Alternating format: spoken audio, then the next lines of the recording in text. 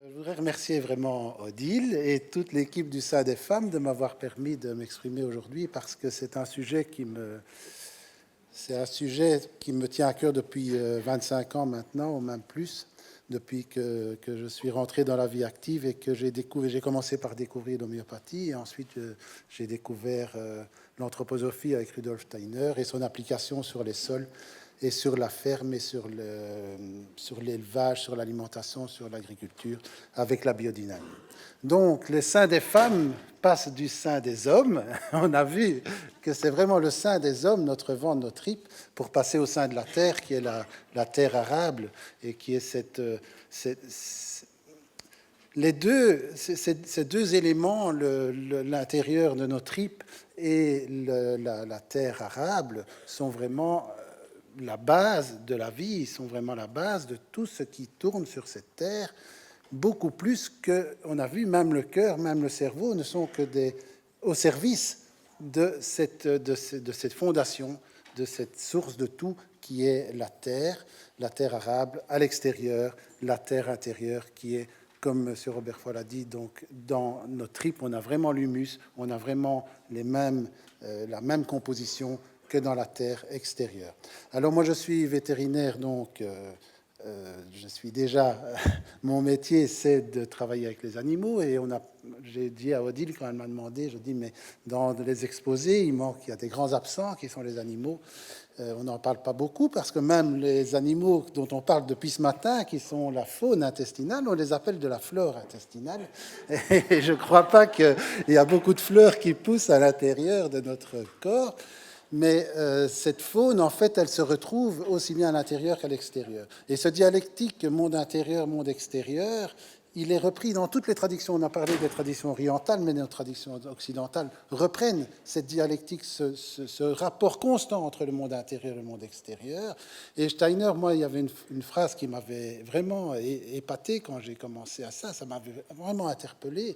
Il disait que le monde extérieur, que la création qui nous entoure, que toute la nature est récapitulée dans l'homme. L'homme récapitule toute la nature. Paracelse avait déjà dit que l'homme est un microcosme qui est l'image du macrocosme de l'univers tout entier. Et Steiner, en disant ça, il dit aussi la création, c'est l'homme étalé. Et donc tout ce qui est à l'intérieur a un rapport direct avec ce qui est à l'intérieur, tout ce qui est à l'extérieur a un rapport direct avec l'intérieur. Même si c'est un langage peut-être symbolique, poétique ou imagé, on voit maintenant qu'avec toutes les recherches qui se font, ce n'est plus un langage imagé et que c'est une réalité vraiment profonde, que tout ce qui est à l'intérieur est à l'extérieur.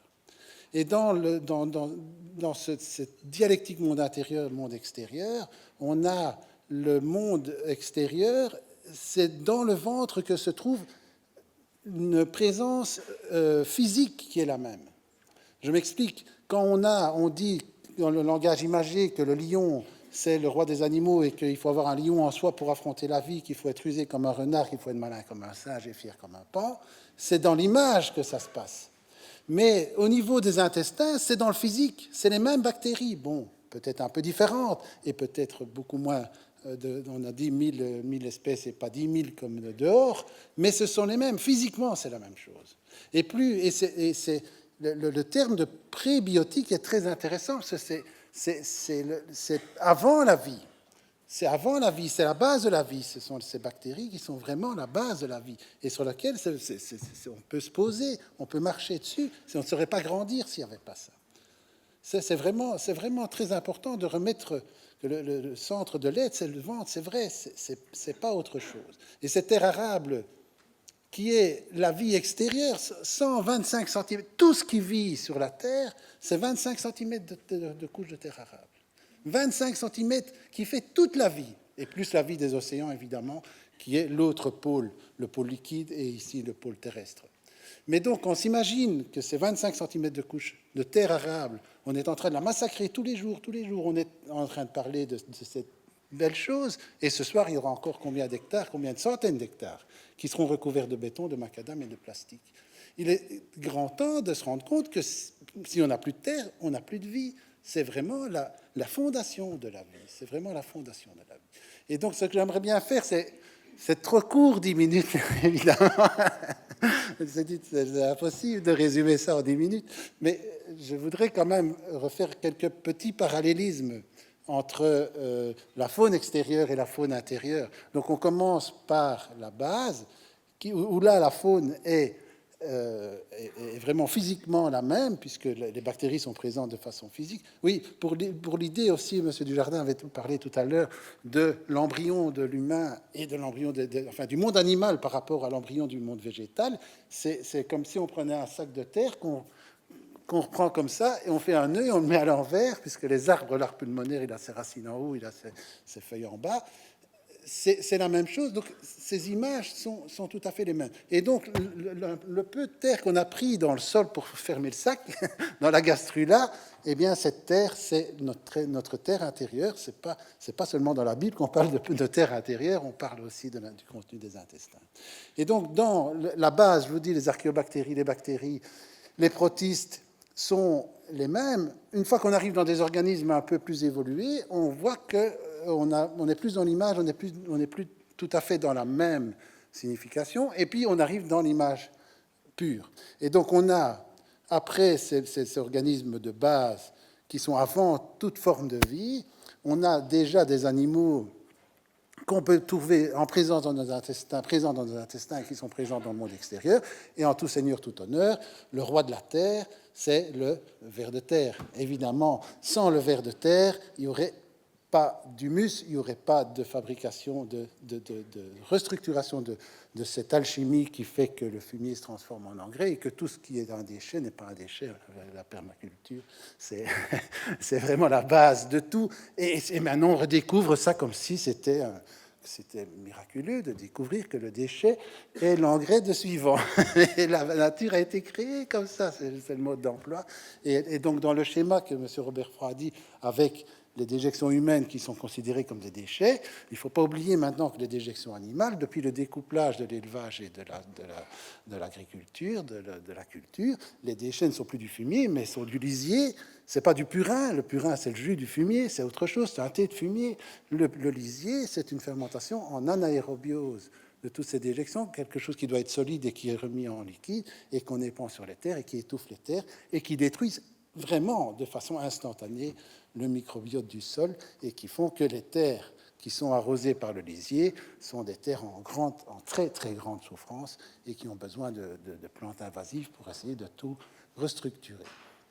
Donc le ver de terre à l'extérieur, donc cette structure de verre annelé et qui digère, qui passe sa vie à digérer la terre, à la rendre plus vivante, à la rendre plus propre, plus apte à donner les briques de base pour les suivants, eh bien, ce verre, on peut le retrouver encore à ce stade-là.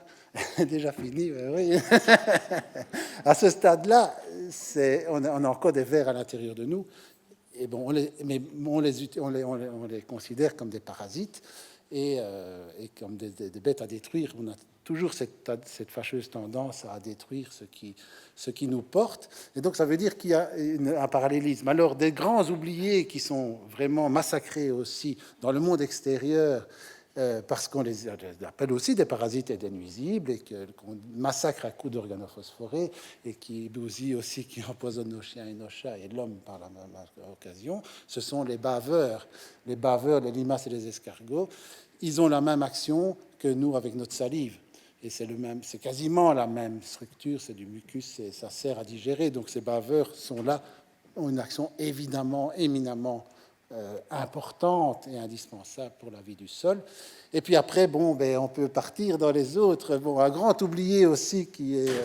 c'est un peu comme le ver de terre, mais dans les mammifères à ce moment-là, il ne faut pas oublier, c'est la taupe, cette belle taupe, qui est un mammifère qui a des poumons, qui doit vivre à l'air et qui a décidé d'aller dans les mines. Moi, je viens du pays noir, du pays de Charleroi, du pays des mineurs, et la taupe est quand même le meilleur mineure qui soit, et elle arrive dans le noir de faire des galeries qui permettent de faire des communications dans le sol. La vie, c'est la communication. Elle fait des galeries, elle donne de la terre. Quand on a ce monticule sur une pelouse, au lieu de sanctifier ce monticule, parce que c'est le meilleur terreau qui soit, c'est de la terre comme de la soie, comme le poil de la taupe, eh bien, qu'est-ce qu'on fait? On prend sa bêche, on attend qu'elle monte le bout de son nez, paf, pour la massacrer. Encore une fois, on les considère comme des nuisibles, alors qu'ils sont là pour faire tout notre boulot, ce que la permaculture a très bien compris, puisqu'on utilise toutes ces forces qui sont...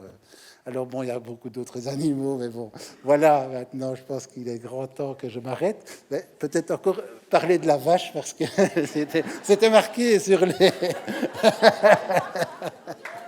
Donc après, ces nuisibles et ces petits animaux qui sont là et qu'on ne voit pas, qui travaillent dans l'ombre, on a les grands mammifères herbivores qui continuent à faire dans le monde extérieur aérien, alors à ce moment-là, de participer à la vie du sol.